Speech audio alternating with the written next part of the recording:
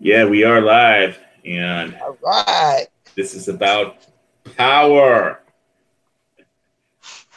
All kinds of different power: solar, diesel, propane, and political power.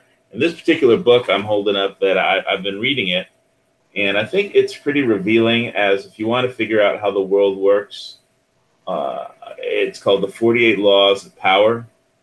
Um, and I kind of recommend it to anybody that wants to learn how power works. I mean, power over people.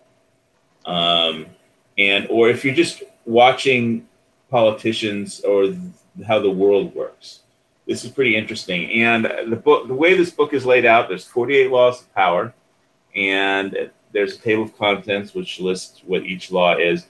And then in each chapter, there's one chapter for each law that kind of explains it. And so you don't have to read all 48 laws. You could just look through the table of contents and pick out a law that you might think might apply to you and just read about that one. And there's historical examples and parables from history that have been pulled to kind of shine light on how this law is applied and what happens if you break the law, the consequences. And so I think it's pretty interesting. And the first one I want to start with is never put too much trust in friends. Learn how to use enemies. And so I'm going to read this. This first quote was from Abraham Lincoln. And I thought it was really revealing. Okay, so in a speech Abraham Lincoln delivered at the height of the Civil War, he referred to the Southerners as fellow human beings who were in error. An elderly lady chastised him for not calling them irreconcilable enemies who must be destroyed. And here's what Lincoln said, quote, "Why, madam, do I not destroy my enemies when I make them my friends?" So when you really think about that, then when you just look at what Trump is doing with Trump is meeting with President Xi of China. He met with Kim Jong-un of North Korea. And so he basically takes that whole army in North Korea, and by trying to be the friend, or at least pretending to be the friend of Kim Jong-un when he meets with him, and where there's everybody in TV saying, how can an American president meet with Kim Jong-un? Because he just took that whole army off the battlefield by being Kim Jong-un's friend. It doesn't, I mean, yeah, okay, the guy is probably a murdering psychopath, and he's murdered thousands of people. But when Trump goes down and he's friendly with Kim Jong-un, then that means America doesn't have to spend its blood and its treasure to fight a million people, a million-man army, or whatever it is in North Korea. However, what their capabilities aren't the point. The point is he's friendly. He's just friends with one guy, and so he's manipulating the situation, Yeah. because he understands how powers works. He's friends with one guy that knows that we could wipe him out anytime we wanted to. Yeah, the threat was there, but yes, but and the way we have enough power to back our threat up, and that's where most people don't realize this country. Right, but it would be inexpensive. It's so much cheaper to just be friendly to that one guy. Because if like some politician goes in there and say Kim Jong-un is the evil son of a bitch bastard, and we want to kill him, and he deserves to be brought before the Hague, or whatever's left of him after our army gets, well, that's going to be an expensive little undertaking, and you just prevented the whole thing about there's no way you're gonna be able to meet with him in Kuala Lumpur and have a friendly chat, and so that's like if that's like Obama was like well, he's an evil person or something, and you know, I won't dignify a meeting, you know. But Trump goes down, makes a deal. It wasn't the art of the deal; it was just using power, and so there's just this particular. There's some other quotes in here. One was from Voltaire. Lord, protect me from my friends. I can take care of my enemies. And so basically this whole book about power is how to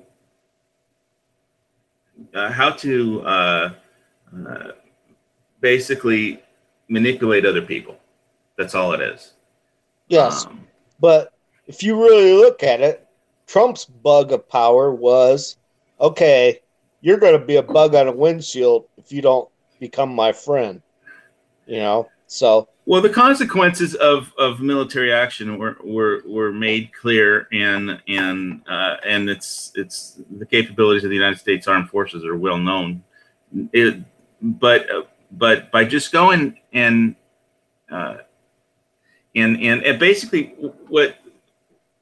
basically there's like there's one quote in here where it was like, if you don't have any enemies, find a way to make some, because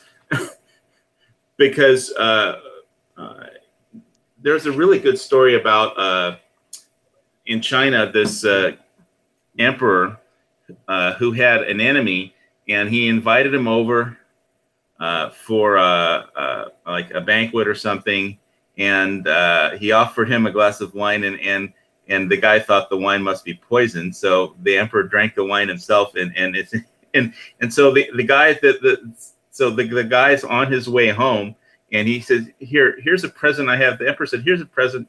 When you get halfway home, open this present. When you're out of my territory and you're halfway home, open this present.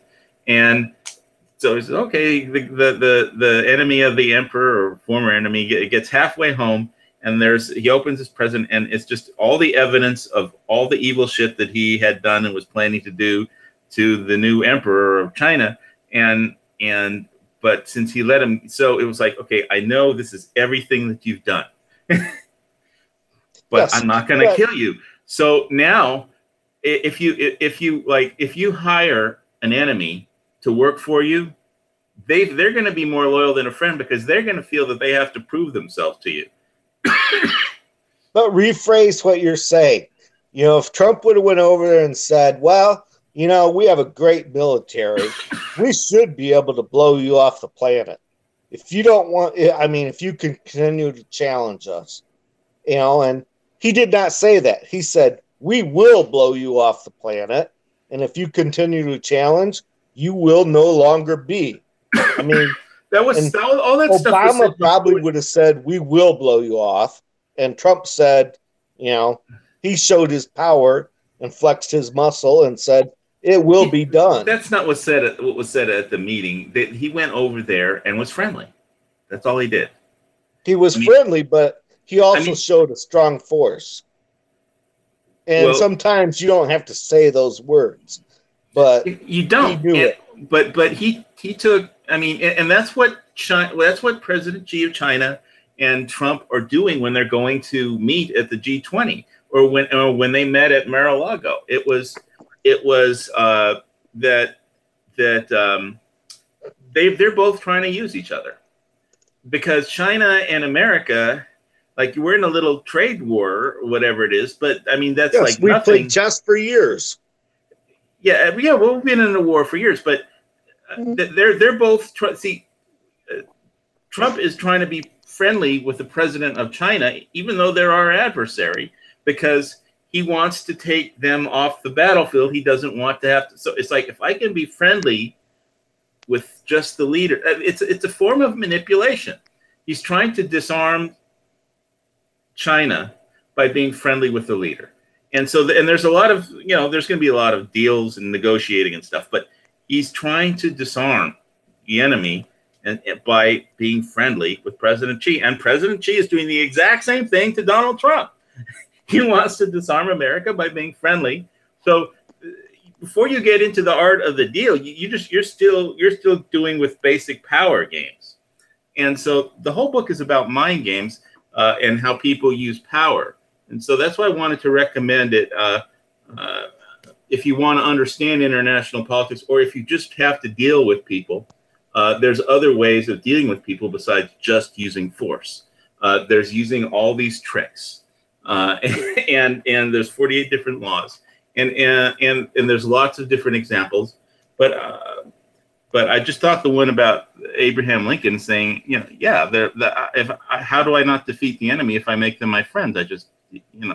And I think after the Civil War that Lincoln was the only friend in Washington that anybody in the South really had, because everybody else wanted to beat up on the South and punish them for fighting, except President Lincoln, who wanted to heal the wounds of the nation. But that's a whole nother thing. So I'll just wanted to bring up a couple power things. I had been watching a few Canadian prepper videos, and I really dug that flashlight that he showed on his last video. 53,000 lumens of power in a handheld flashlight. That's just like awesome. But he seemed to think that within 12 to 15 months, they'll have more powerful Cree lights, and that you'll be able to get a handheld that has like 1 million lumens, and which will be, I mean, you could literally blow out somebody's retinas if it within a close enough range of those things, and permanently blind somebody. And he seemed to think that at some point the government will regulate them because they're just too powerful and too dangerous to have something a light. But it's just, that one that was 53,000 lumens. It was over the top. Now, on the whole thing, here's one of the, because we had been talking about power, which is one of the things I need to work on next year in my preps. I'm going to try and do a link here, a screen share. Let me see if I could actually get the page up. This is one. It was an Energy Kodiak solar generator that, because I don't think, from where I live right now in a condo, I'm not going to have much use for like a diesel generator or any place to put it. So for shit hits the fan, this is like one of the things I'm looking at that Canadian Prepper had it linked, just a link to it on his website, and he did a video about it. It's like a off-grid solar generator, and it's worth checking out. Let's see. But it's expensive. I mean, not really for what you're getting, but it's this is one of the things I'm looking at.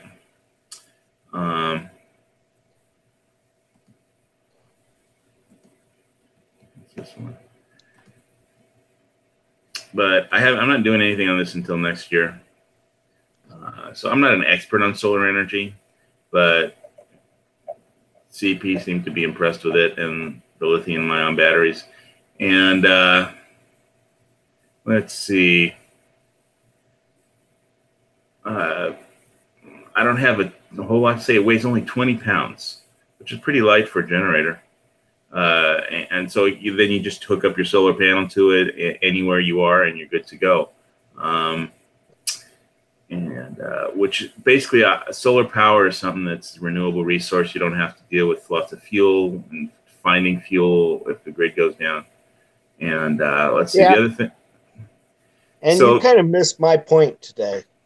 I sent you a picture of a flashlight that I have. I actually have 3 of them. Yeah, you said it was a Streamlight, but yeah. I'm guessing it wasn't 53,000 lumens. It's very close. Believe me. It would screw you up if I shined it in your eyes. Okay, how many lumens is it? I would have to go research it, but it's all you need. Let me know. Let's put it this way: it's all you need, and most people aren't going to need 53,000 or 1 million, but it was really impressive when I saw the video of it, and I saw pictures of your flashlight, but since I didn't know you didn't say how many lumens. I had no means of comparing it. Well, I know, but I'm just saying it's close to that. When I bought it, I think it was very close to that. Okay. Well, send me a text when you find out how many it is. Okay, but because I'll be interested. It's a Streamlight, you said. I know you said it was a Streamlight. Yes, it's a Streamlight, and I have 3 of them that I use daily, and the batteries last forever in them. You use them during the day? No, I use them at night. I know what you mean. I work all night, you remember? Or I used to. You're always working. I know. I'm retired, so I know. Which model of Streamlight is it? I have a DS. Okay. I love Streamlight. It's my favorite one. What's your DS? It's a Streamlight DS. Which mine was a DS model number. Yeah, I don't know what the lumens is on it. I'm trying to check right now, but my computer that's why I'm looking at the charger. Mine is too. Okay, here was another prep that CP had on his website. This is something more in the price of what people can afford for power. $119 for a USB kind of battery, lithium battery, but it's not a solar panel. It's just a battery backup charger. So anyway, all right, that covers me for all the information I have on batteries, but we can go on to flashlights or whatever you guys want to talk about. Okay. My DS, I think this DS is showing 800 lumens.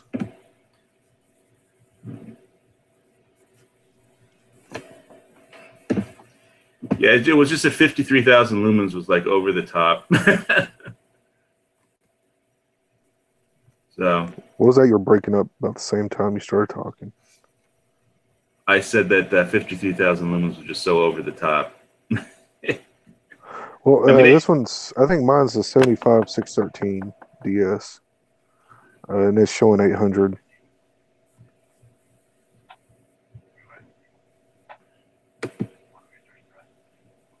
With 53,000 lumens, you should be able to light up your entire farm.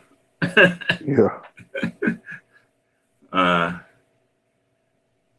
And like signal the space station or something. Right.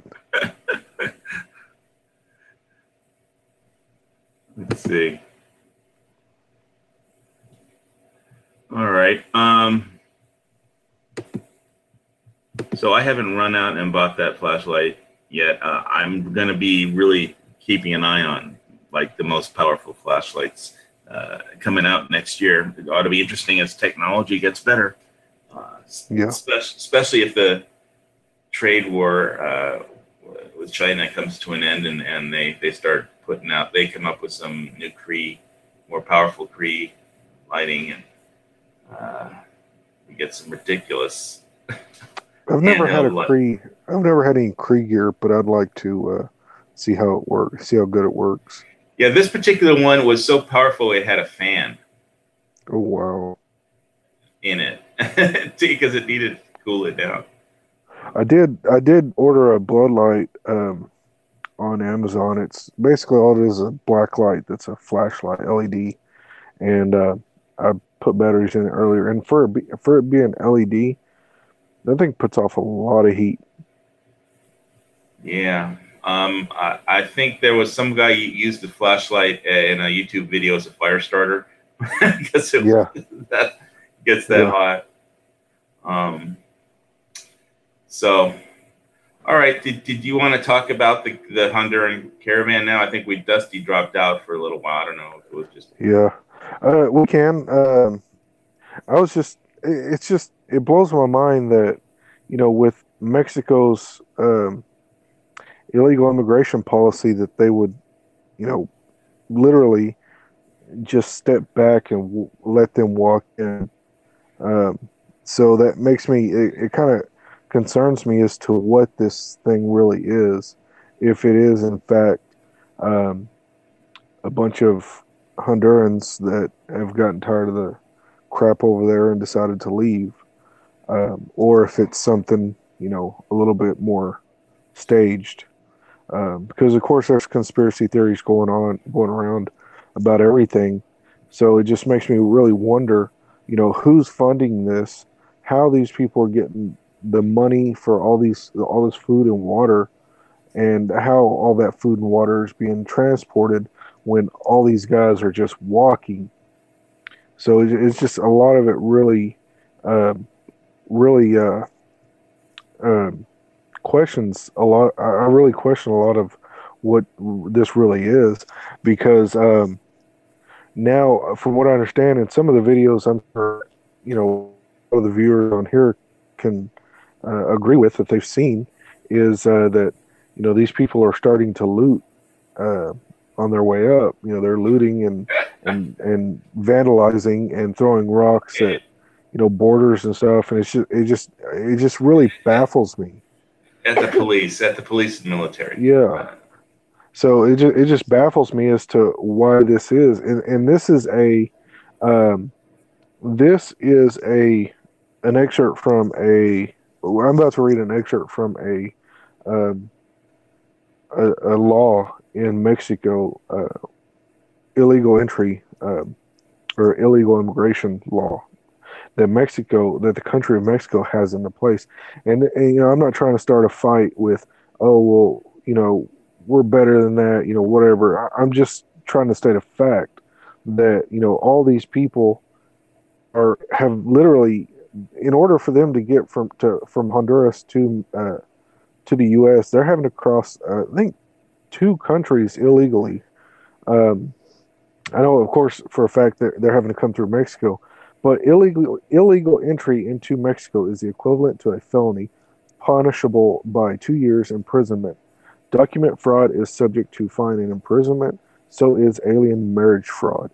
Well, I can tell that they take their entry serious, because when I got off the cruise ship I did a Mexican Riviera tour when I was at Cabo San Lucas. When you get off the cruise ship at the dock, there's like 2 Mexican border guards with steel helmets and truncheons.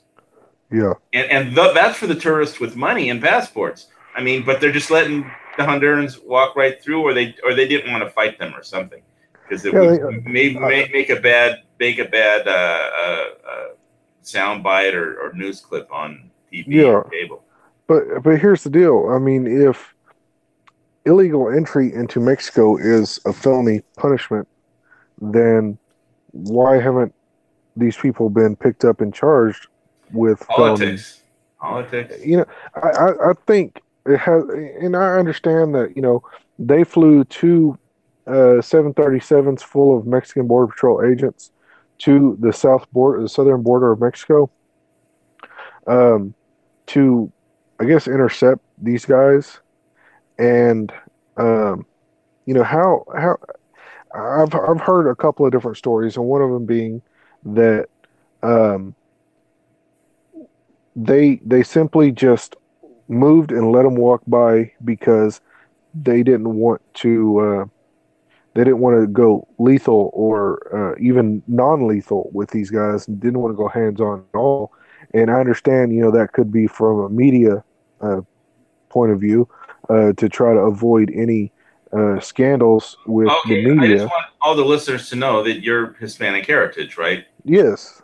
I am Mexican and Indian, and so I am by no means biased to any of this. I'm not sitting here saying let them all come over.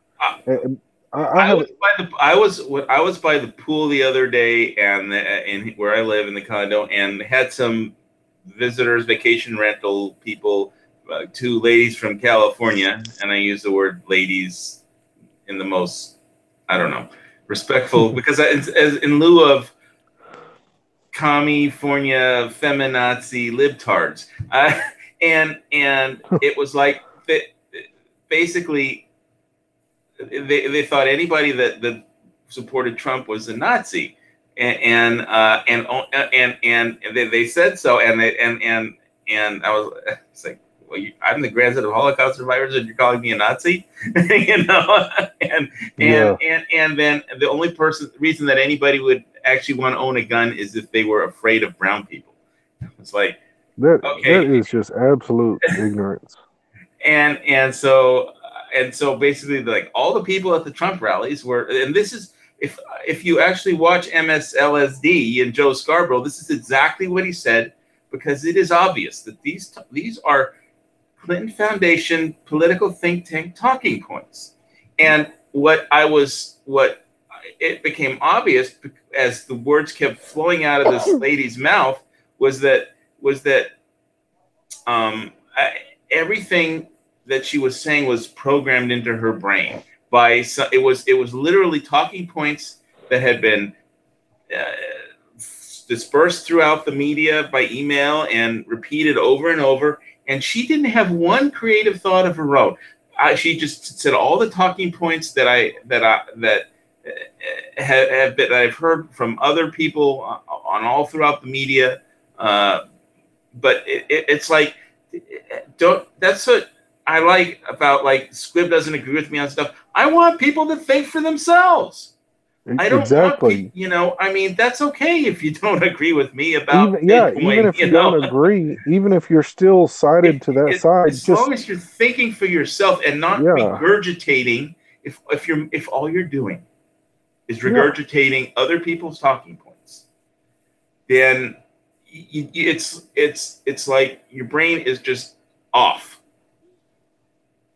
It's literally just flipped off. Right.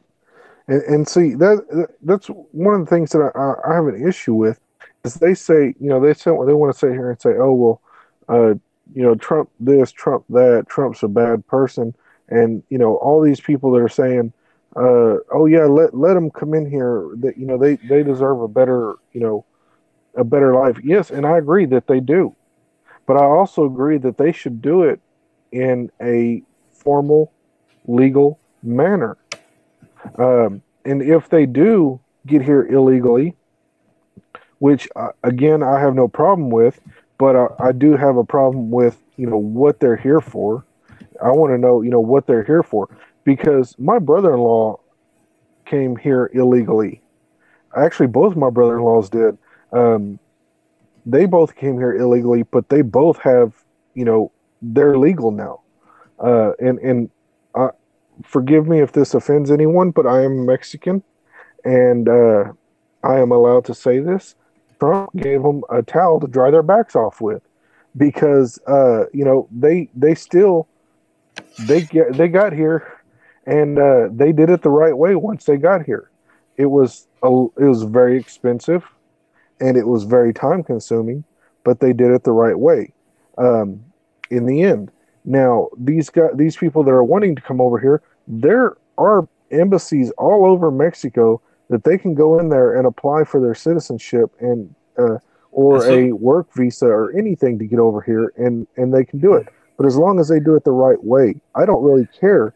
And if they want to, once they get here, if they want to be a model citizen and play by the rules, then that's great too.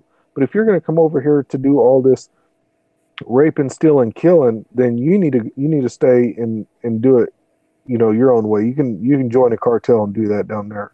That's none of my business. That's all over there in Mexico.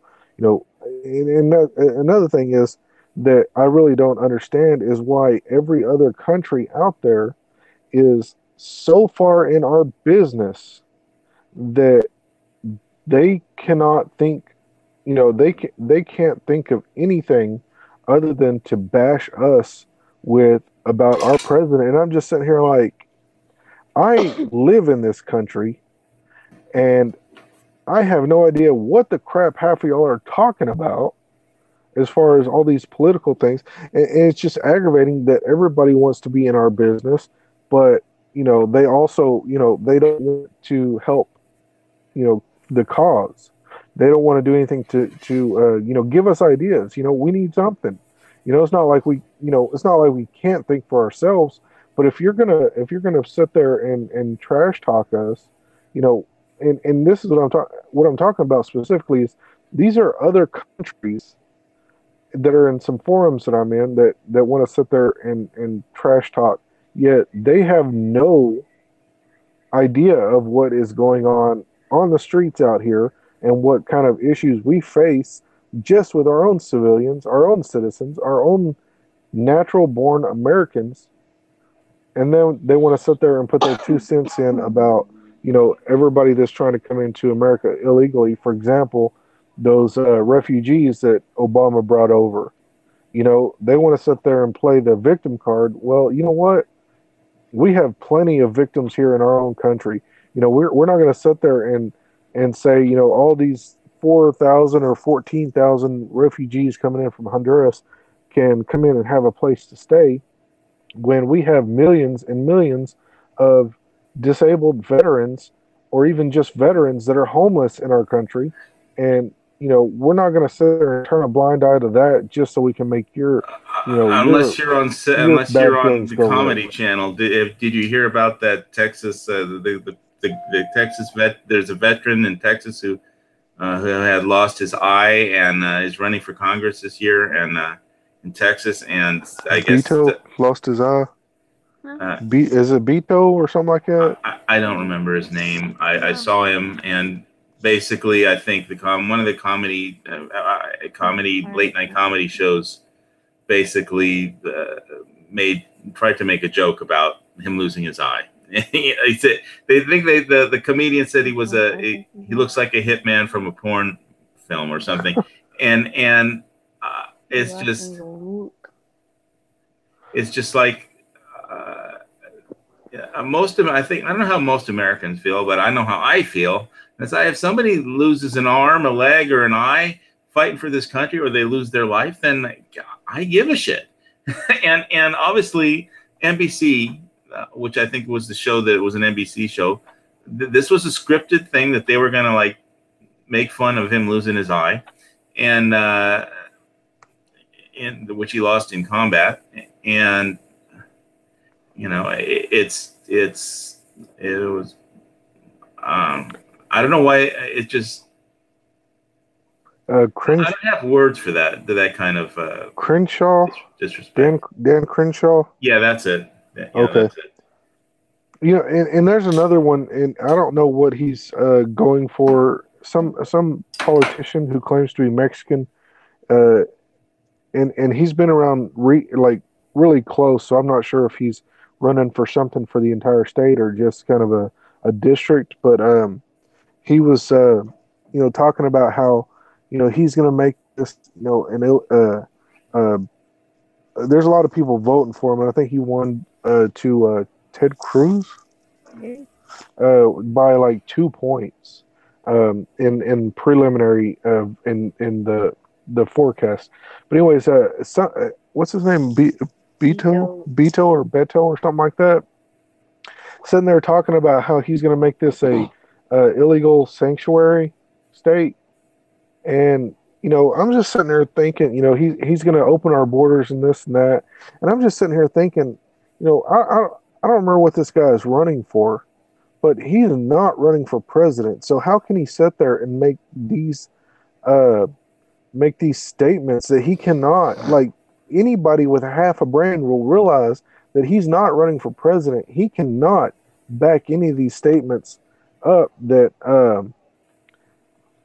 he's claiming, and turns in like what's his name, Beto O'Rourke. And this guy's not even Mexican, he's Irish. So he's sitting there, playing the Mexican card, and he's Robert Francis O'Rourke or Beto O'Rourke. And he's not, he's well, back in the day, in the 1800s, the Irish were immigrants too, but I mean, that's a pretty far stretch. Yeah. Well, I mean, it's one thing. Okay, he may come from a Mexican background, and just like me.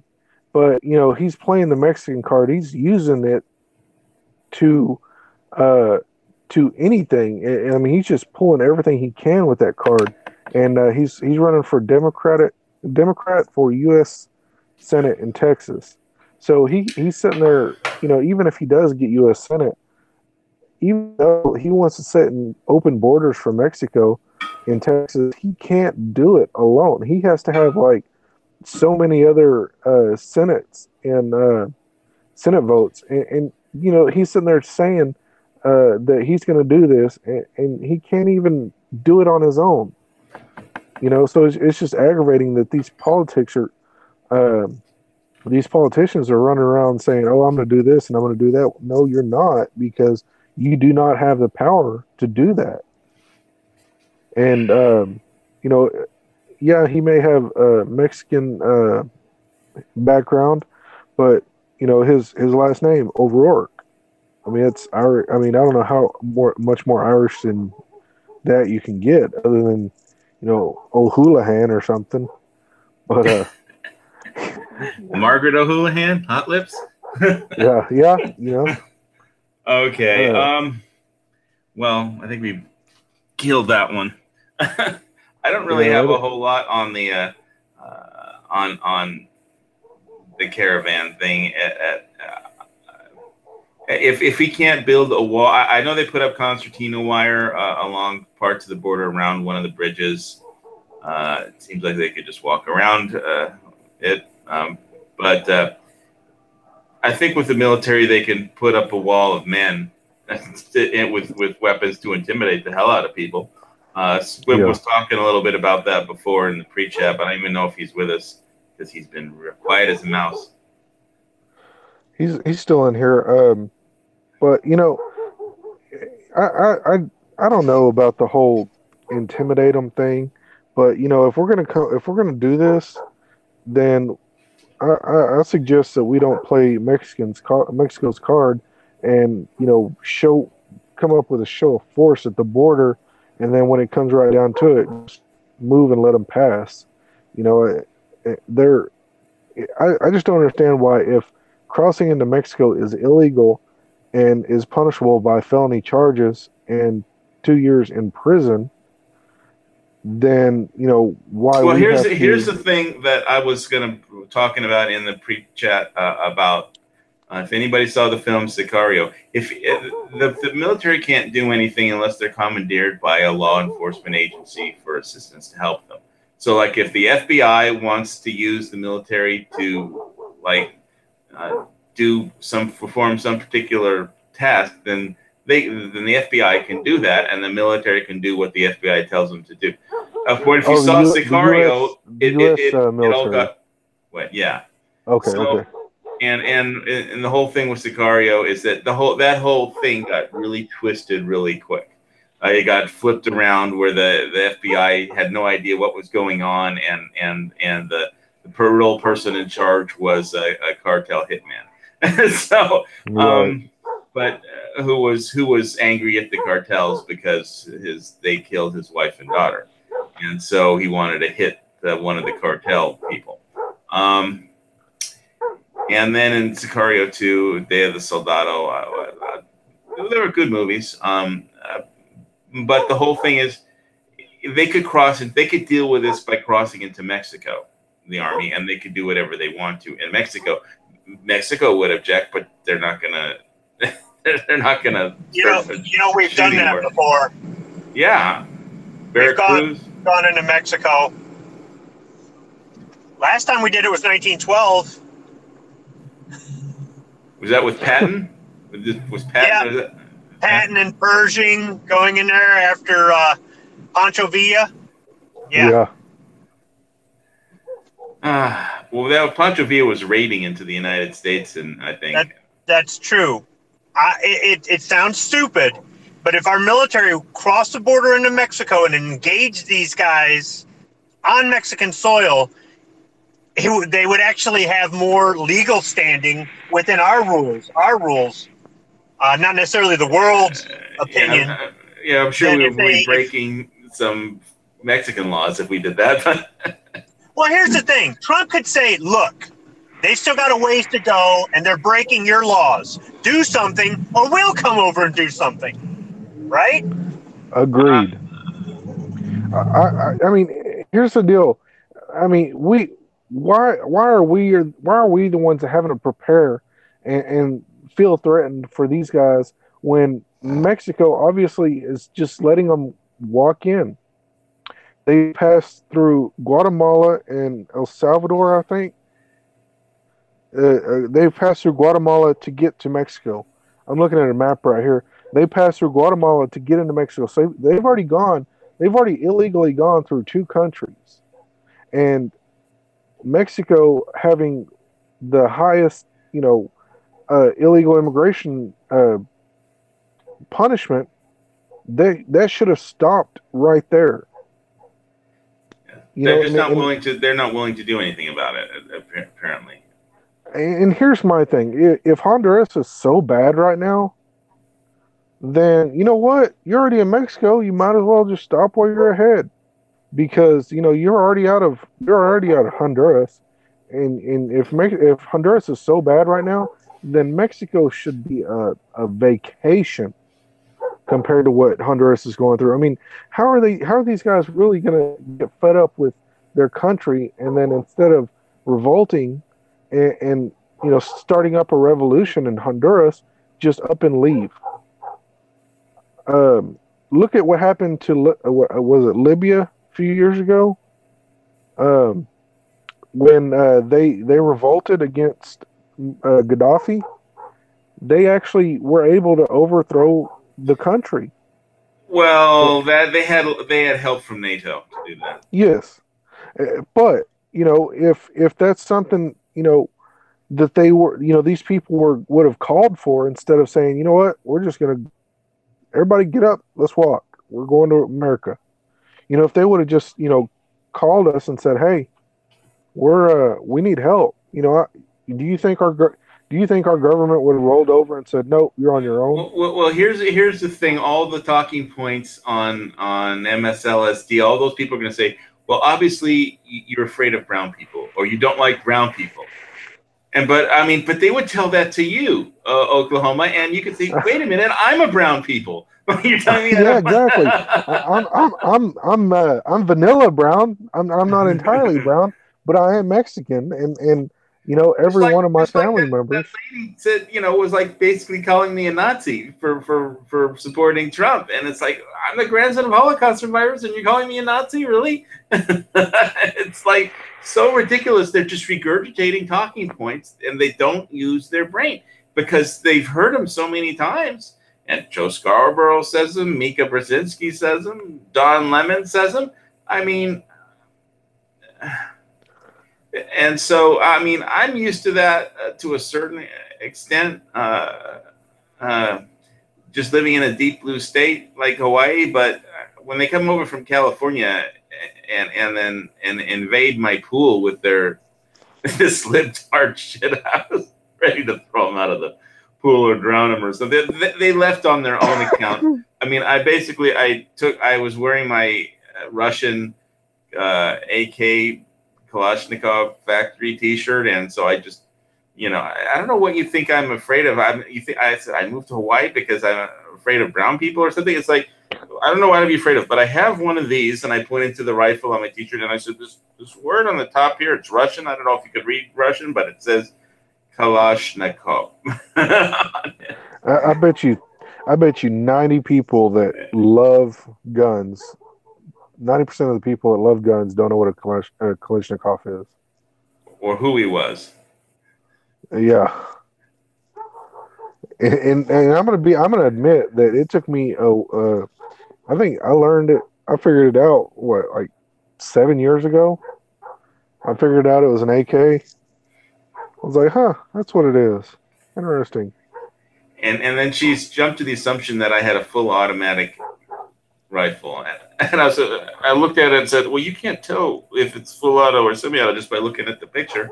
And I didn't say whether I had one or not. Never mind that they're illegal in my state because facts don't matter to this cretin. Well, all fully automatic firearms are illegal for civilians unless you have a permit. And there's so much. Well, yeah, but headache. No, you don't need a permit. You don't need a permit. You need a tax stamp. You pay a tax stamp. There are some states that do not honor the federal law saying you can have a full auto if you have a tax stamp. Now, you can only get a full auto manufactured prior to 1986 unless you're an FFL with an SOT. Then you can have anything. Yeah. So there are legal ways to do it, and there are some states like Illinois says you can't have them. Yeah. So anyway, just because I'm wearing an AK T-shirt doesn't mean I have a full auto. and honestly, here's the thing: there's a lot of people that want a full auto. They've never shot one, but they want one, and it's like if you wanted to shoot one, why didn't you just enlist in the military and shoot one for free, and then find out they're fun, but they're not that special? You can get paid to shoot one in the military. Here's another thing, and I I've mean, it's kind shot. of like, oh, okay, that's it. Well, check that one off the bucket list. It's really not a big deal. I've shot a bump stock AR. Okay. And let me say something. I know it's not a full automatic, but let me say something real quick. To everybody who wants to shoot one, and I always wanted to shoot one, and I got to, and it was fun. But immediately I realized something. That is a waste of a lot of ammunition in such a short amount of time. That's why in a platoon, you're only going to have a few guys with machine guns or squad automatic weapons, and everybody else is going to carry a rifle. And you typically don't switch your rifle to full auto or burst. You use it on semi-auto, usually. Yeah. I mean, in my experience, most gun guys who go to the range to have fun with their firearm, whatever kind it is, they actually like to hit the target that they're aiming at. Exactly. Well, with Especially when you're shooting at with enough Tannerite. practice, you can hit the target with a machine gun. But usually, those are the guys that are assigned as machine gunners, and they get the ammo, and they get the range time, and they get the whole point is it should be illegal for anybody to have them. I think you should be able to go to the gun store and buy a full auto the same way you would a semi-auto. I'm just saying that for these people who have never shot one and they just lose their mind over it. It's like, dude, go out and rent one. Yeah, you could do that in Vegas or something, or Arizona. Oh, you can rent them all over. You can rent them here. You can't rent them here. Yeah, so I mean, just that's my point. Get it out of your system and go. Oh, that's it. Big deal. Yeah, but I'm not agreeing with the laws that make it hard or expensive and time consuming and a royal pain in the butt to get one. I'm just saying that it's not for me. It's not that big of a deal because been there, done that. So, and that's another thing. And once you, and you're right. Once you go out there and shoot one, you're like, oh, that's it. What's the big deal? And then if you are having fun with it, like I did, it doesn't take you long to realize, oh crap, I'm already out of ammo. That was fast. Even reloading, it would still be an expensive proposition. The first thing is, if I paid for the tax stamp and bought the gun, and I said, screw it, I'll just front the money for the ammo, I just don't even care. There's no range around here that will let me shoot my own. The ones that have the full autos will only let you shoot theirs. That means you got to rent theirs and buy their ammo. They're not going to let you bring your own. Well, I shouldn't say that. No, there is a range 90 minutes away from me where you can shoot machine guns all day long. But you'll probably be waiting in line because it's a pretty busy range. Yeah. But, I mean, unless you have private property, you're going to need a lot of private property. You're going to need a lot of money for ammo. But I think everybody should be able to get them, though. I don't think getting the tax stamp and all that other crap that's just a bunch of crap. Yeah, what I was saying when I talked to you over the weekend, Squib, was that the only reason I would buy like an M60 is if I thought I was going to be in some kind of prepping compound bug out situation with you on that Dusty's Farm someplace. And it's like, okay, I just give it to you because you actually know how to use one. And it'd be nice to have somebody that knew how to use one covering my back. Yeah, but I didn't go to the School of Infantry to be a machine gunner. I got a machine gun because we had 2 assigned to our squadron, and I was the only guy who volunteered to take. Me and another guy, we were only 2 that volunteered to take it, and that's because I had trained with one more than some of the other guys. Once again, when I was in Marine combat training, which is what you do after boot camp, they had one M60 they were going to issue to the platoon, and my M16 in the armory, the one they had assigned to me, was broken. So for a month, I carried around an M60. So when I got out to the fleet and they said, anybody want this? Everybody's like, no. And I'm like, I've shot one a lot. I'll take it. So that's how I just pretty much the whole time I was in the Marine Corps, I got more trigger time with the M60 than the M16. But there were guys that were grunts, infantry guys, 0311s that were machine gunners. And when we were on ship, I was out shooting off the side of the ship with M60s, and there were. I'm telling you what, these guys had theirs out there too, and they were a lot more accurate than I was. So, well, I'm gonna guess you're gonna be a lot better than me with an M16. well, yeah, maybe, but still, I mean, I've done the whole Rambo thing with one hand. That's pretty cool. But, you know, I had the government paying for it, so why not? So look, the whole thing about the border is this. We're not going to cross into Mexico. It's going to be too much of a snafu. We're not going to shoot unarmed civilians. That's going to be too much of an international incident, and then people at home will hate us. Plus, our own guys probably wouldn't do that. They would probably go, this is an unlawful order. We're not doing it. However, if these guys come across the border armed, or if these guys start taking shots at our guys, all bets are off. And then it's, you know, if you're unarmed and you're in the way, you're just a casualty.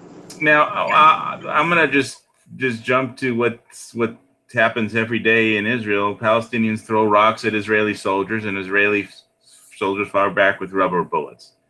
And that happens. I mean, rocks. If you got like 100 people throwing rocks at your soldiers, I mean, David killed Goliath with a slingshot. Basically, he was throwing a rock. So, I mean, those rocks kill people. That just as sure as a bullet will. And don't think these guys aren't down on the border training right now how to stand in line and, like you said, look scary with a gun, even if it may not have a mag in the mag well, or how they're trained to deal with these guys if they're literally making a human wall with vehicles and soldiers, and these guys are standing on the other side taunting them, trying to get them to engage or whatever. They're getting training on this, trust me. They do this sort of thing all the time for dealing with having to protect American assets overseas and having the citizens of that country come out and protest. Their idea of a protest, though, is like what you're saying, throwing rocks and stuff. So these guys are getting training on what to do, and they're working it up and practicing and working it up. It happens in Israel every day. But the thing is, so Israel's got a lot more ground as far as fighting back against the Palestinians, because they've been under attack since the get-go. We don't. I'm telling you, if we do it, it's going to be an international incident if we just start firing on them. Now, if they wanted to, they could have the CIA infiltrate the caravan, arm them, and get them all worked up so they attack our troops, and then we don't have no choice but to shoot back. It's time for a false flag. Yeah.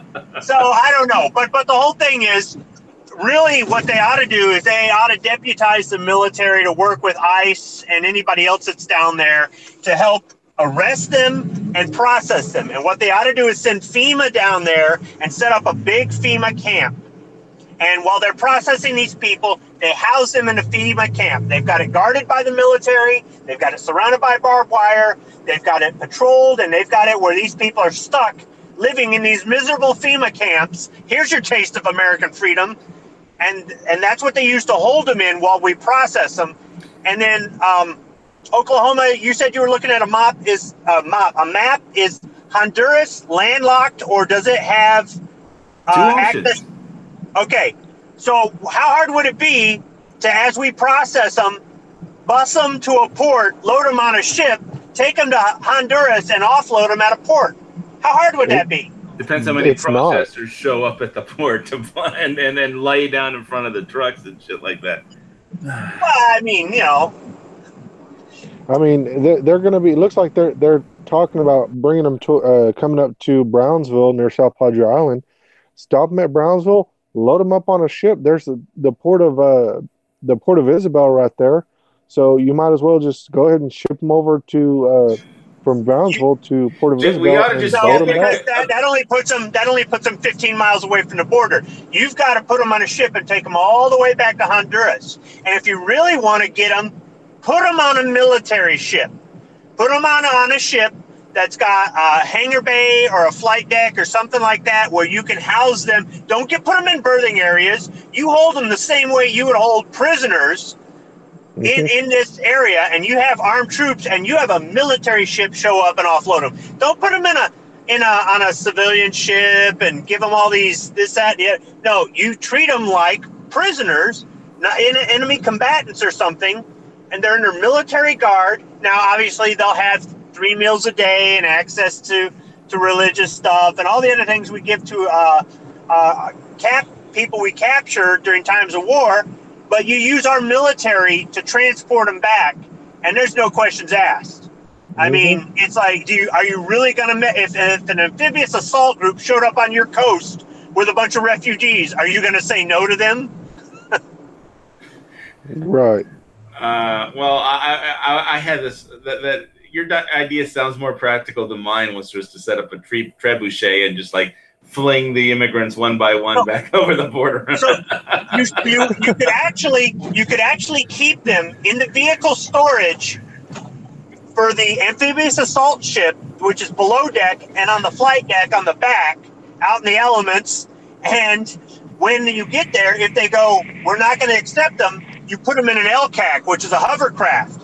You just put them in the well of the LCAC, you land them on the beach, you drop the door, you force them out at bayonet point, then you raise the door, turn around, go back to the ship and get another load of them. You just keep dumping them on the beach and go, here's your people back. Why not? You're exactly right. Why not? I mean, it's ridiculous that we have to sit and cater to them in the first place, and all these other people that are sitting there, well, we should accept them. You know what? How about you accept them? You start footing the bill. They're not going to get any kind of state or government assistance. You foot the bill for them. And see I think the whole thing about the politics of this in America is that Democrats think that they're going to get these people to vote for them. So they want to give them voter registration cards or something the moment they cross the border, and get them accounted in the census of wherever they wind up. And this is what I want. This is what I want them to do. I want them to find the neighborhoods with the $500,000 houses. And I want them to take all of the juvenile and adult males that are not part of a family, and I want them to put them in the houses of the rich people who only have daughters. See how long that shit lasts. See how long that lasts. Be like, yeah, maybe this isn't a good idea. Yeah, tell that to the people in Iowa that lost their daughter to one of these guys. I mean, it's just, no. It's not a good idea.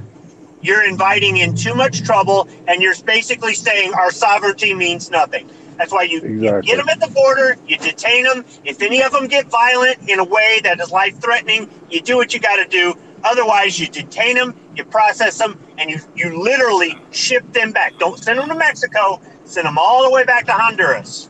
And you do it on the cheap. Send them back down to Chile so they have farther to walk next time. There's you mentioned something about they're hoping that they'll vote Democrat. Well, there was a sign that says, or there was a sign one of them was holding. I'm pretty sure it's Photoshop. Said, "Let me in, I'll vote Democrat" or something like that. And I thought that was hilarious.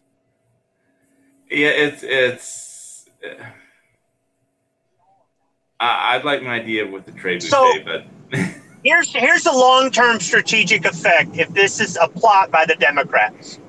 If there's 10 to 15,000 of these people, and somehow or another they all get in, or most of them get in, somehow or another the government caves and just gets some amnesty or whatever it is, right?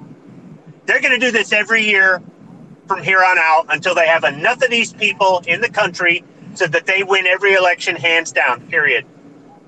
So if something isn't done this time, it's going to happen again next year and the year after and the year after year after. If, in fact, the Democrats or some billionaire Democrat is I hate to say this, but they ought to send them all to Hawaii. That way this place is all Democratic anyway. The Republicans won't lose much if they all come to Hawaii. Just don't put them on the Big Island. Put them on, like, Oahu. Someplace that's already too overcrowded. Anyway. Here's another thing that I saw. And of course, this is internet news, so there's no telling how much of it's real anyway. 6 Honduran refugees and migrants are suing President Trump for policies against the migrant caravan approaching the U.S. border. Now, I saw another post a few days ago that they are wanting to sue Trump over a violation of their violation of. They're not even here Some yet. kind- They don't have any rights. Exactly. They're not even here yet. How can they afford a lawyer? Exactly. That's the first thing that I thought of. That they were coming over here to sue Trump for violation of I can't remember what it was. I'm gonna have to pull it up because All right. I While knew it you're was just- while you're doing that, it turns out that you guys hear that one of the accusers, one of the ladies that accused Kavanaugh of rape, was admitted that it never happened. it was false. Yeah, She didn't write the letter, and she never met Kavanaugh. and I guarantee you that she's not going to get any. That was Kamala Harris that brought forward the letter, which was a letter that was mailed to Kamala Harris's office without a return address, without a name, without a signature. It was just somebody wrote a letter and sent it to her office. And I guarantee you, she's not going to get in any trouble for it. Well, it's a crazy world. Let's see. That's why they didn't. That's why none of these people went to the police, because they would get caught filing a false police report, telling Congress that something happened that didn't happen. That's might a not get you felony in trouble. too. That's a felony too. What, lying to Congress? Yeah, under oath. Yeah. It's still Okay, perjury. then every congressman is a felon. No. In Congress, you can if you're in Congress, you can say whatever you want if you're an elected official, and you can't be prosecuted with any crime for anything that you say in Congress. Never. You could threaten to kill somebody in Congress as long as they couldn't do anything to you. All right, I found the original link that I was looking for is from Fox News. It says migrants traveling to U.S. sue the Trump government, claim a violation of constitutional rights. They do not live in the U.S. They have no U.S. constitutional rights. Yeah, they've never been here. I mean, I'm like, how is that a violation of their constitutional rights when they're not in our Constitution? Our Constitution is reserved for us as American citizens, no matter what. So they have no right to sue over something that they cannot sue over. It's just the whole thing about borderless, no borders, no countries, no flags. I mean, but that's not the world we live in. Exactly. But here's the deal. Everybody, there was this big thing over this huge Mexican illegal thing going on. And these guys are coming over here illegally. And all we do is put them in jail, process them, and send them back. And that goes back to my point earlier.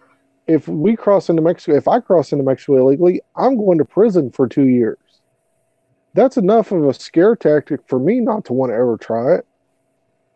So why do we have to sit and cater to them when, if we did it, it would be a harsher punishment? Don't expect me to figure that one out. Don't ask me. I just live here. I don't. We just use it. We don't know how it works. I couldn't even get my email to work before because there's an election tomorrow. So. It's like that. It's like a comment earlier about this link stuff messed up. We don't know how it works. We just use it. Exactly. We don't know how the government works. We just use it. All right. So I was just going to say to people, I think people should be prepared in case things get funky after this election, because if the Democrats take the House back and then the Federal Reserve raises interest rates, then some banks could start failing that are already insolvent. There could be a big hiccup in the banking and just-in-time delivery system. But so a lot depends on this election. But the Federal Reserve is going to raise interest rates, it looks like, anyway, and that could cause problems because of the massive amount of debt. I think Trump's been doing a pretty okay job on trying to get the economy off of its ass and up. And it's just so ridiculous when Obama comes and says that that it was like he did it or something. It just, and people believe him. It's Obama is the only president that was actually been president for 8 years, and he still has no idea what it means to be the president of the United States. Yeah, And looking at everything that Trump's done makes me wonder, what were these guys? Were these guys even trying the last 20 years? I mean, I think they were playing by Washington rules. There's a meme about it, and you know what? It's true. It's like, if you look at everything that he's done since he's been in office, hell, if you look at everything that he's done in the first 6 months that he was in office, he's done more in 6 months, in the first 6 months, than most presidents have done in their 4 or 8 year term. Right. Well, I think there was a quote. I don't know if it was Voltaire. I forget who said it, but it went something like this. Most people think they're free, but it's not true. That people are only free for like about 2 or 3 minutes once every 4 years when they're in the voting booth. And they make such a terrible, god-awful use of that 2 or 3 minutes of freedom that they deserve to lose it for the next 4 years. And they do. And that's probably what's going to happen again. Here's the deal. I just don't understand why, there's never been so much hate towards any president than since Trump's been in office. I don't understand what is going on. He's ran this country better than most presidents have that I can remember. I really don't understand why everybody is literally wants this country to fail, because if you think about it, that's the only thing I can think of, is that they are trying to get this country to fail. Well, I think at this point, almost everybody on the planet is trying to get this country to fail. I'm not even sure that Trump isn't trying to get this country to fail at this point. It's just I'm pretty sure the economic system is the banking system has already failed, and just we're waiting for it to just somebody to go and blow some wind at the house of cards, and it'll all just fall down just on top of itself. But it's because of the massive debt, the worldwide massive debt and the derivative bubble. But I could talk about that till I'm blue in the face, and I think people just don't comprehend it, and it's not it's very difficult to understand by design. Like where all the money went. How come the world is several quadrillion dollars in debt, and all the banks are insolvent, and all the governments are insolvent, and all the pension funds are insolvent, and all the states are insolvent? And so at some point there just has to be a reset of the financial system, and it's going to be, and depending on how you look at it, I mean, in 1920 there was like 2 billion people on the planet Earth, and here we are in 2018, and there's like 8 billion people on the world. I think that at some point there's somebody up there who thinks they're running the world is going to say, you know what, it's time to reset the economy, and there's too many people on this planet, so we're just going to have a die-off. I agree. I think we should turn 911 off for a weekend. Let natural selection take its course, and that'll deal with a lot of stupidity. The purge. I'm not saying, just go out willy-nilly and shoot up everybody you can. I'm just saying, No, I think what's going to happen. What's going to happen is when the just-in-time delivery system, when the banking system fails, the just-in-time delivery system depends on it, and then with no food on the store shelves, people don't realize how vulnerable they are. They don't have any food security. I mean, which is, I gotta say, I doubled down last week on my food preps, and I've got a bunch of number 10 cans of stuff, and I've kind of put together an MRE package for your MRE challenge, but it's more like a one-day food bag, than just an MRE. It's like it's a bag that I'll take this bag, throw it in my backpack, and I'm cool for a day, plus over more than a day, because I added some like mainstay marine survival bars in there. But anyway, I'll shoot that video tomorrow. I pretty much assembled it. I think there's everything in there I need except coffee. So may have to make do with tea bags instead of coffee for now, because I'm such a coffee snob.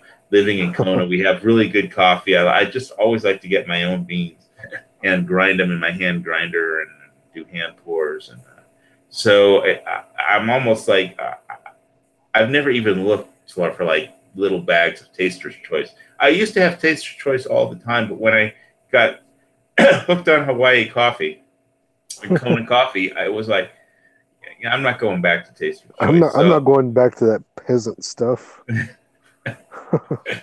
Yeah, it's Kona coffee can be expensive, and I mean, because the costs of farming out here and running a farm, it's not profitable really. I think a lot of people that do it for the lifestyle of running a coffee farm, or ego, or just because they've got more money than they know what to do with, and they like to compete in the cupping competition every year here. The Chevalier cupping competition, they got great coffee farms out here, but I mean, a lot of it depends on the weather. One year, one farm's great, and the other next year it tastes like crap. It's the same beans, so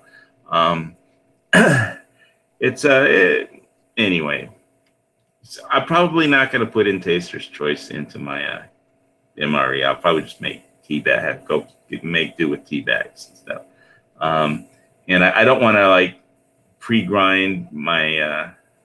I mean, I don't want to just grind a bunch of really nice Kona coffee and then just let it degrade over time sitting in an MRE bag. It's like, right. If I grind, I want to drink it right away. I mean, that'd be like sacrilegious to like ruin good coffee. Yeah, exactly. There's no point. But I'll get that video response to your challenge out, I think, tomorrow at some point. But it wasn't any trips to Walmart. It was this MRE bag. It's mostly stuff that you don't even have to boil water, except I put in one Mountain House thing in there, but most of the other stuff is stuff you don't even have to. You could eat right out of the bag. You can heat it up, but you don't have to. And so there's one like the Mountain House beef stew that you can just boil water if you want to. But I think I was really thinking for most everything you don't have to. You can just eat it while you're on the go, because I'm figuring it's like if I'm bugging out or if I'm on a mission, I'm not going to have time to stop and boil water. I mean, that was my thought in putting this together. But if I do, I have one bag in there that I can have like that kind of hot meal. But it's more like on the go energy food kind of stuff. Yeah. Anyway. Just whatever, and like I said before, the point is to kind of show people, and that have certain diets. For example, you have to go by a certain diet, because of your health. That a lot of people are intimidated by it, but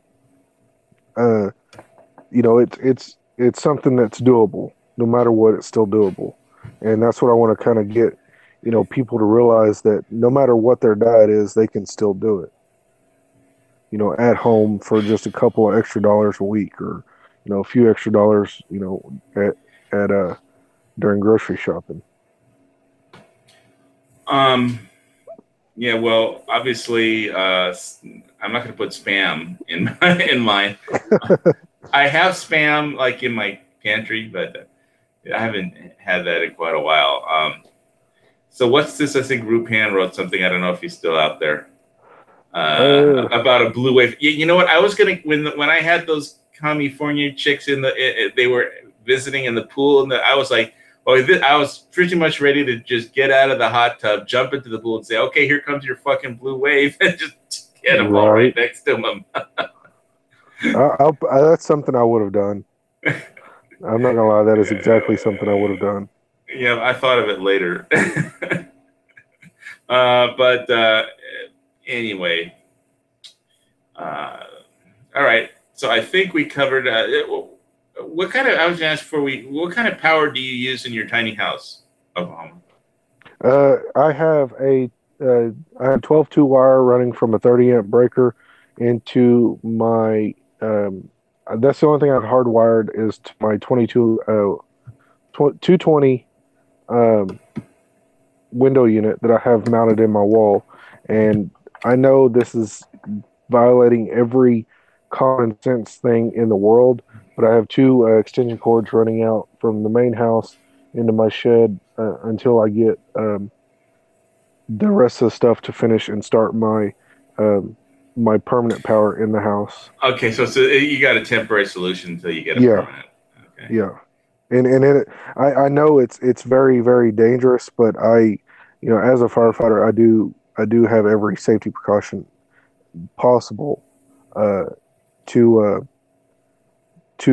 mitigate any potential hazards. Okay, well, you're a firefighter. I mean, you're probably safer than me. But yeah, Let me put it this way: the only way this house is going to burn down is if it was soaked in accelerant and it was arson. That's literally the only way this house will burn down. well, I'm gonna take the Fifth Amendment on how this condo will burn down. It's like somebody figures out that the best way to pay off their mortgage is to burn it down and let the insurance company pay it off. But that would be arson. So, oh well, I'm not gonna do that. Let's see. The special election coordinates with circuit breakers on them. Get the special. Get the special extension cords with circuit breakers on, not election. I thought that I was trying to send the email out with the links to everybody today, and AOL stopped working, and I was like, wait a minute, I can't log into AOL. It's like a pre-election denial of service attack or something. But after like an hour, I could log back into it and log into it. I don't know what was happening. Okay, so let me actually read again what Rupan is saying. It says, get the special extension cords with circuit breakers on them. Yeah, I have a couple of them that were given to me, and they are those. So that's another thing on top of the breaker box system that of course it's in the house.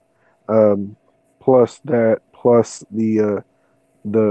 surge protectors on the extension cords, plus the surge protectors that I have plugged into the extension cords.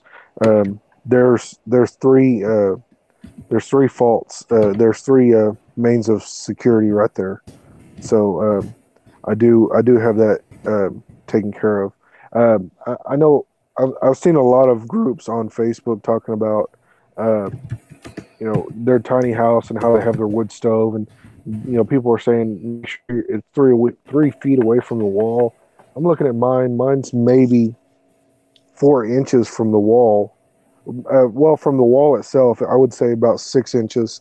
But I have a sheet metal with a air void between it to kind of reflect any heat and to keep any flammables from igniting on that area. And I do have a laser thermometer that I do continuously monitor the temperature of my wood stove while I'm up. And at night, when I go to bed, I close the damper, make sure the door and the vent is closed so that the fire does smolder down into a less intense heat. But there's still enough fuel in there to keep me warm throughout the night. So there are multiple. I do have multiple fire protection practices in place to mitigate any type of situation, as well as worst case scenario. I step out the door and my water hydrant is right there, and I mean, I'm in here 24/7. Aside from when I'm hunting, and when I'm hunting, the fire is usually not lit because still during the day here it's still 80 degrees. So I have several safety measures in place to prevent any unwanted ignition.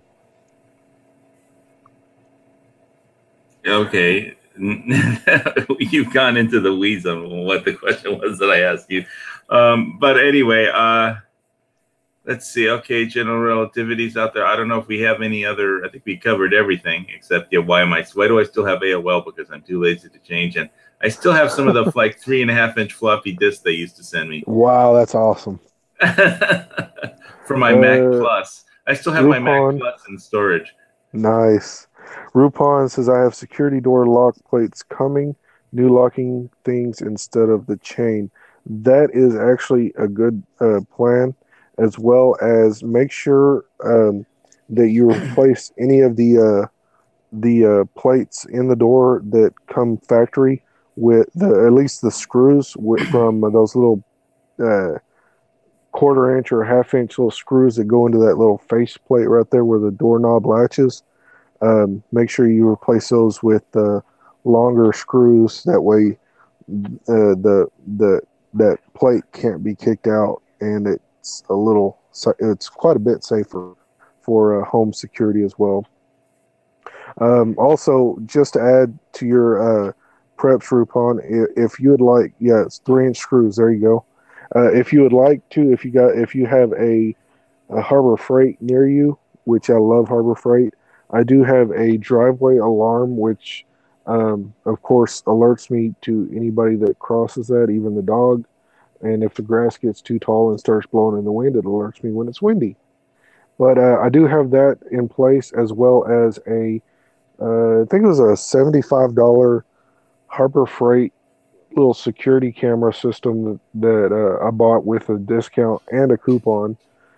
For 50, actually, everything that I bought that day was a security light, motion sensor light, the driveway alarm, and the security camera for the price of the security camera alone, with the Harbor Freight discounts and the coupons that I got in the mail. So that is also something that I would highly recommend. I know a lot of people talk ill of Harbor Freight stuff, but a lot of their stuff is actually pretty good. There's one thing I will tell you that I did mess up my camera. I'm only down to one camera right now. That's only because I hit it with a weed eater, and apparently they don't do good with weed eaters. So I've got a replacement. I've got a replacement AV to DC, or AV and DC cable coming for that to replace that with. So it's I've got my house. That's another thing. As far as security goes, nobody gets on my property without me knowing. So I have that. I think you ought to add to your crossbow with a firearm in the not too distant future. But that's just my opinion. I do plan on that. That's definitely not something that I'm not gonna take heed to. That is something that is already planned. Okay, glad to hear it. Yeah. This is technically still a gun channel show, so we want to have like guns. So anyway, on that note, guns are good. Liberals, not so good. Guns are fun. Guns are good. Guns are free. A firearm is a badge of freedom because the government doesn't let slaves have guns. So let's see. John Z's out there. General relativity, Rupan. You live on the second floor of a 3-family. Okay, whatever that means. A 3-family home. I think a 3-story home. I don't know. Hello, John Z. It's good to see you as well. So, what do you got coming up on your channel, Oklahoma? Right now, I'm in the process of filming some more. I wouldn't say preps, but more bushcrafty stuff. I've got some knots, a video on I'm going to do a weekly thing on knots. I'm going to tie a knot and show you guys how to do it. Got this really cool book on how to tie knots Which from one? Plant-Based Outdoors. I don't have it on me right now. It came from a pack from Amazon, I believe. I got it from Plant-Based Outdoors when we went to that YouTubers camp out meetup in Norman about a week ago, a little over a week ago. Well, actually, 2 weeks ago now. Yeah, 2 weeks ago now. I can't believe it's been that long. But I do have that. The information will be on that video for that little. It's a laminated binder or laminated folding. There's a few pamphlet, interesting really. books on knots on Amazon. I was looking through. I'm not an expert on knot tying, so I was thinking about getting one of them. I mean, obviously, it's a good way not to waste rope if you actually know what you're doing and how to tie knots. Yes, absolutely. And even if you do have some, a few pieces of paracord like I do, that way you can bind them together without having to, just kind of discard those and throw them to the side and having to cut another, like for example, I've got a few 5-foot sections of paracord that now I don't have to cut a 10-foot section if I need to. I can actually, tie those together safely, and they easily come apart when needed. And that's what I like about these knots is they're designed for just one easy motion to pull the thing completely apart. Yet, if you need to put all your weight on them, they work great. So that, as well as my section of the video from that YouTubers camp out. As soon as I can figure out how to get the video from my phone to the laptop, is going to be coming out soon as well. Yeah, John Z, I think that my T-shirt with the picture of the AK on it scared off the lady at the pool. But anyway, yeah, I'll be watching any knot tying videos, and I'll probably be getting some books off of Amazon. But I think I spent my allotment for preps on last month on just like number 10 cans of different kinds of food and shit. And I think I doubled my freeze-dried food storage last month, just because I'm like a little paranoid, a little bit paranoid on what's going to happen after the election and the next Fed rate increase. I mean, if Maxine Waters is in charge of the Ways and Means or the Capital Markets Committee, I mean, in the House, then it's like, I don't think anything good is going to happen when the Fed raises interest rates after that. And the Democrats will blame Trump. Trump will blame the Fed and the Democrats. And he'll probably be like, I told you what was going to happen if you voted for Democrats. And then nobody's going to bother to try and there's going to just be a financial reset. And if you're not holding gold, silver, or cryptos, or even if you are, it's going to be a royal. It'll be a survival situation before too long, wherever you are. Hawaii, you asked which guide it was. Specifically, it is a pocket naturalist guide, is what it is, and there's several on. It's not just a rope. tracks. It's not just a rope. It's not a straight rope tying knot book. Then I have the knots version. It's a bunch of laminated pamphlets. Really, there's several different ones, and I picked out the knots. I'm looking on Amazon right now. It's if you type in "Pocket Naturalist Guide," it'll show up. There's animal tracks, mushrooms, weather, bugs and slugs, the night sky, trees, wild edible plants, geology, seashells. I mean, if you can think of it, it's on there. Anything from foraging to medicinal and shelter building. And I highly recommend it. Okay, yeah, we're gonna just have to do a show on just good books to read. And so, if you came in late, when this chat is over and it processes, go watch the beginning tomorrow. Because I was talking about a book called 48 Laws of Power by Robert Greene. It's a national bestseller, and it's definitely worth the read if you want to understand how to manipulate people, or do you just interested in understanding what all the international leaders are trying to do, or what Trump is trying to do when he meets with different foreign leaders. It's 48 Laws of Power. So that's why I call this chat Power. And we also talked about power because it's something one of my weak points on my preps that I have to work at. But like I said, I doubled down on food this last month, as far as just like doubling my freeze-dried number 10 cans in my pantry. So that's all in the sack. What kind of fake ACOG do you have out there? Yeah. No, I'm sorry. I was talking to that was Rupan, I think. But okay. Sorry, about the time you asked me that, or about the time you asked that, something hit the wall outside. So it's weird. They're already taking shots at you for being on my chat. I guess so. My alarm hasn't gone off, so it must have been the dog. An $85 Amazon fake ACOG. Oh, come on, Rupan. You get what you pay for. I mean, it's not an ACOG for $85. I can't. You gotta have to make a video of this thing just now, Rupan, and just to show me this thing. Yeah, I started doing chats with Oily. By the way, I think she was on. She was just interested in some of my live streams, and I had a long time ago I bought some Gun Channels patches, and then I just gave them away and had like contests on my show, and she won somehow, and then she was kind of my friend after that. A friend for life, and then I was on a few of her prepping